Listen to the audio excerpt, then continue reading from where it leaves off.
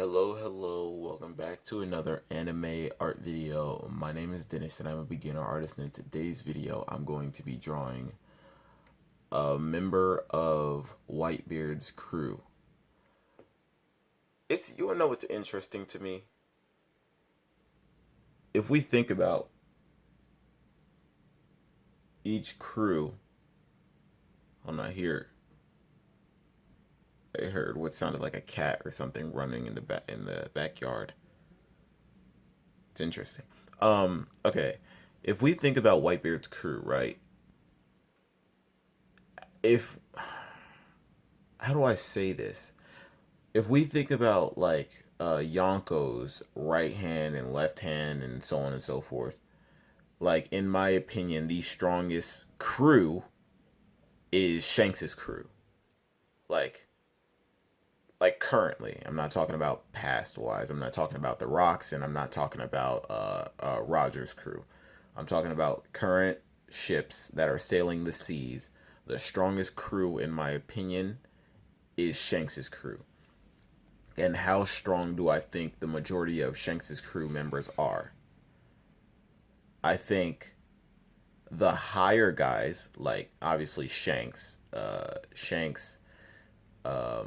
Ben Beckman, like the three heads. So basically, whoever the right hand and left hand man are for that crew, I think that they are obviously Shanks is he's a Yonko, but the other two, I think that they're not far below him. I would say that they're above Admiral level, but below Yonko level, right? That's where I would place them. But the same can't be said for other crews. Do I think every second do I think every third left-hand man can beat an admiral? No, I don't. Do I think that they're all on the same level? No, because Shanks's crew is built differently, and you have like you have the top guns. I think that if another crew were to come and try and rescue Ace, would they have stood a better chance? Yes. I think realistically what Whitebeard did in hindsight, he didn't really do much. Knowing his power and how much it's supposed to be. What is that noise? Knowing what his power is and how strong it's supposed to be, he came on the scene, he created a tsunami, and then the tsunami got froze, and then he never tried it again. He never tried. If he has the power to do that, why doesn't he just turn sideways and do that toward Marineford? He literally could break everything. But he doesn't do that, Like, why waste a whole armada of people and then save yourself for the end when you can do an attack like that at the beginning and have nobody be able to stop you, really? Like, what can anybody do against one of those quake attacks? Nothing, really. Like, I don't think Hockey can help anybody in that situation to stop his one of his quakes. Like, literally, yeah, like, so if he would have started the battle with that, he would have been good. And if Kaido was in this scenario, Kaido, yeah, if Kaido was in this scenario, Ace would have been saved, right? If, I don't want to say if Blackbeard was, because Blackbeard probably would have gotten washed. Not even probably. At that point, yeah, he would have gotten washed. Shanks would have stood a better chance. And then Big Mom, yeah, I think she would stand a better chance too. Just because, like, the people she surrounds herself with. Do I think Marco and Jozu are weak? No, not by any means. Honestly, Marco is my dude. I think Marco is extremely strong. I think he has a lot of potential, right? But to be compared to what we've seen, like, Katakuri and how, yeah, Katakuri is pretty monstrous. But yeah, like,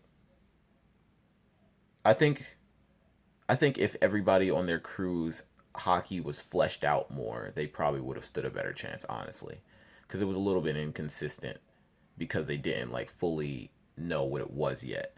But like, there's so much more fodder on the Marine side than there is on the pirate side.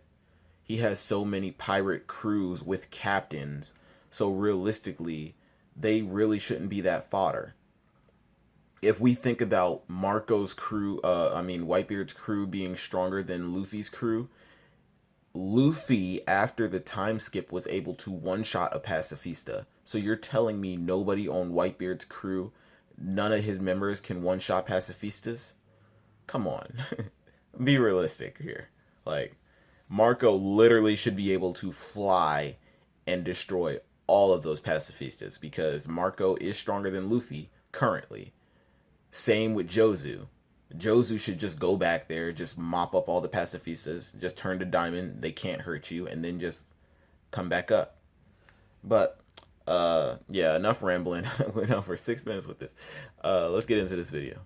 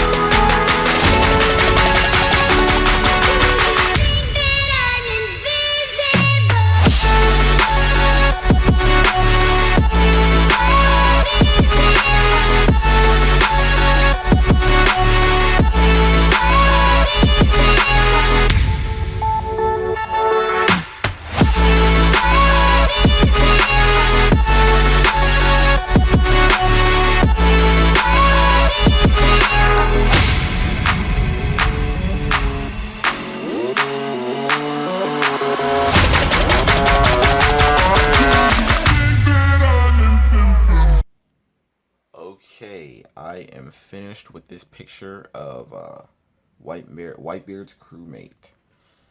Well, not his crew. Yeah, this is one of his crewmates. There's all those regular pirates that are, you know, regular dudes, and then there's Whitebeard's crew, which are supposed to be like the creme de la creme.